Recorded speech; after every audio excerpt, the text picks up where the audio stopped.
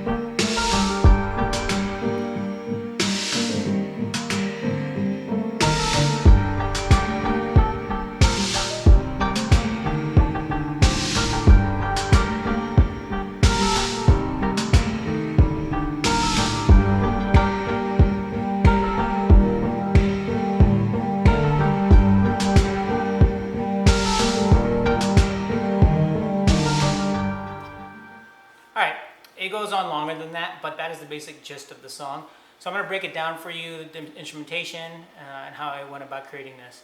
So the first piece is this classical guitar that I'm using. Now again, these are all MIDI instruments. This piano that I'm using is MIDI, it's not real. It has hammer action on it, but the hammers are actually hitting a sensor board instead of strings, and that's how it's creating the songs. So I use that along with Logic Pro and the instruments there in order to trigger the different instruments. And I have a huge library of stuff that I use from Native Instruments, so great job guys with that software. I also have a loop station, a Boss RC505 over here to my left, and basically what I like to do when I'm doing stuff live is I'll take a sample of something that I created and loop it in there and then play piano along with it. And then at some point in the song, trigger the actual track that has the beat in it and everything else. So some of the other things I have here, I have a Seaboard, which is a rubberized piano, which allows me to sort of bend notes. It's great for string instruments and also like flutes and stuff like that, woodwind stuff. To my left here is the Maschine. It's a drum machine and it's also a sequencer. It does all sorts of things, but allows me to sort of play all the different drum kits on the pads. And I also have two Korg Kaossilator pads that I like to use, adding in effects on a final output from Logic to sort of make it a little bit more organic. And I can also take those outputs and put them in the loop recorder. So there's many different ways to create here. I figured out a pattern during this pandemic, a workflow, sorry, on how to go about making music fast. And that was sort of like my thing, how to make songs fast. And I think this is what works best for me. All right, let's start off with the song. It's called Wherever You Are. It starts off with this classical acoustic guitar.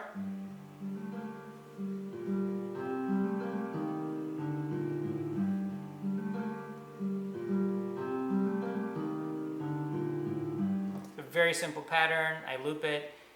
And then on top of that, I added what's called, this instrument's called water rings. It's like an ambient type sound, but it can sound a little bit like a guitar too, but I thought it was kind of cool.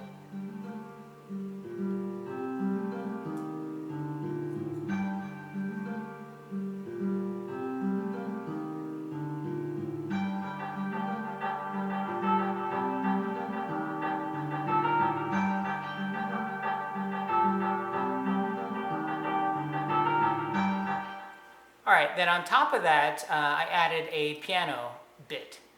That comes in right about here. I play the piano on its own before I play the rest of the piece here.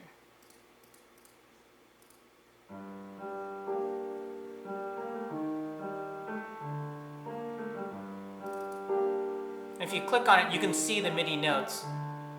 So that's basically what I'm playing. It records it as each of the notes.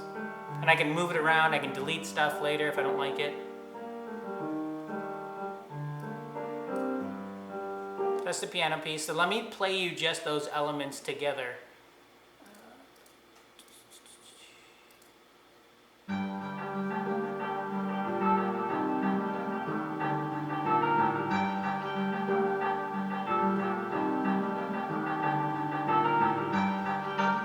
Alright, and then I added in a little cello bit here, and it's really just plucking of a cello. I just thought it was kind of cool to add some more like sense of urgency with the track. I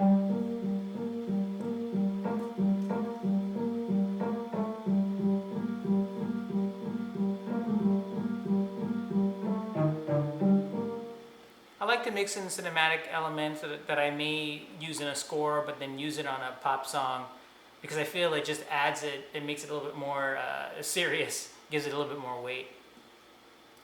All right. Then on top of that then is also the beats. And what I use is, I told you, the Maschine and the Native Instruments plugins, and that just gives you a host of different drum kits to use. You play them on the drum pads, or I can play them up here or down here. But once I sort of sequence them and figure out the patterns, I export the audio and I put them down here, and that way then I can mix and master them separately, make them a little bit more punchy and whatnot. So I move them from the MIDI notes to an actual audio output. So here's a little bit of the beat.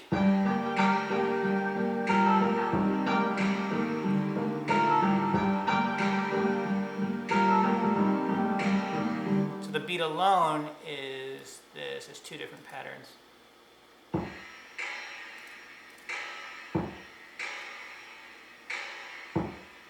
Very basic. Then I got another pattern coming in.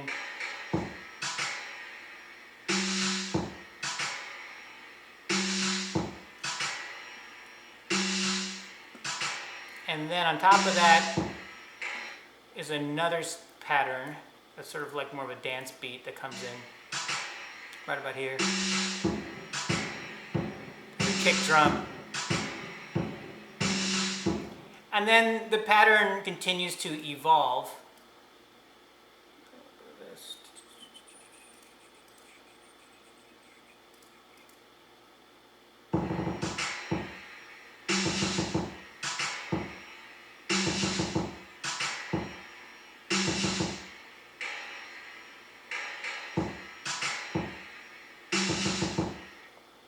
So yeah, so that's basically the evolution of the track. This one's pretty simple, and it's just understanding like, okay, when to bring elements in all together, when to take certain elements out, and sort of playing around with that to sort of get the vibe of the track. Now, what this doesn't have are vocals. Now, hopefully, you know, I'm working with an artist right now to lay down vocals. You may need to sort of remove some of the elements if it's too much. In this case, I put everything in. I mix it in a way that there is space there to at least think about vocals. I try to take out some of the melody. A lot of my stuff is like really heavy on melody. So I try to like strip that out, because a singer's going to bring in their own thoughts and like, you know, where the song should go. But I sort of hint at it. It's already hinted at it because of the chords I'm using and the key that I'm in. So I'm going to play you the song again here. One of the sections that I really like is coming up here.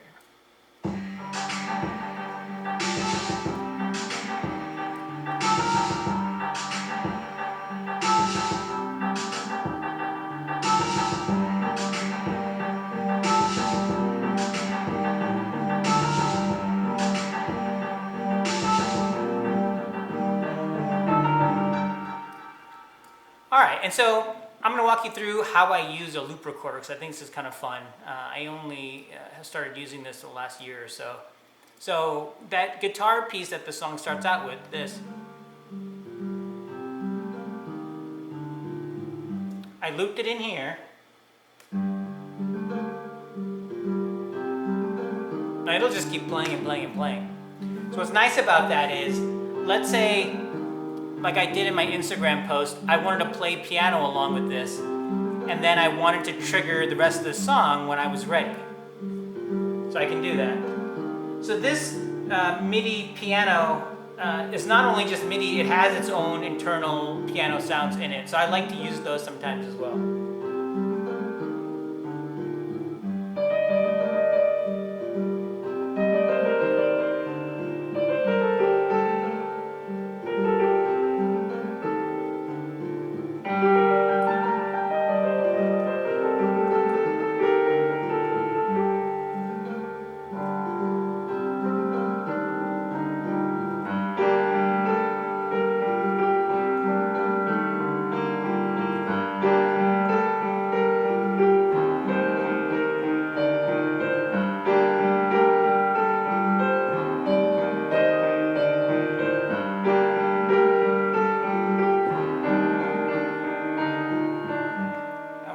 to drop it right here. Then I hit the space bar.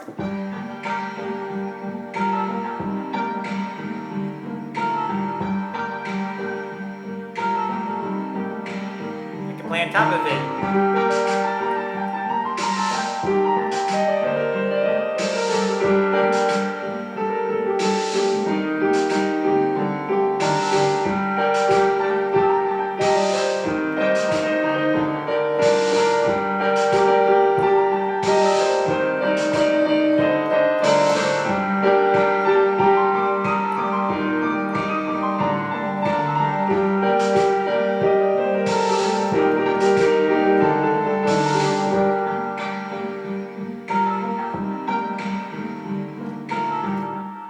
That's pretty much it. That's my tutorial for today. Hopefully you like that. Again, I'll be doing more songs in the coming weeks. And I'll try to go further more into the technology I use and mixing and mastering and so forth, the sort of the techniques that I use. See you next week.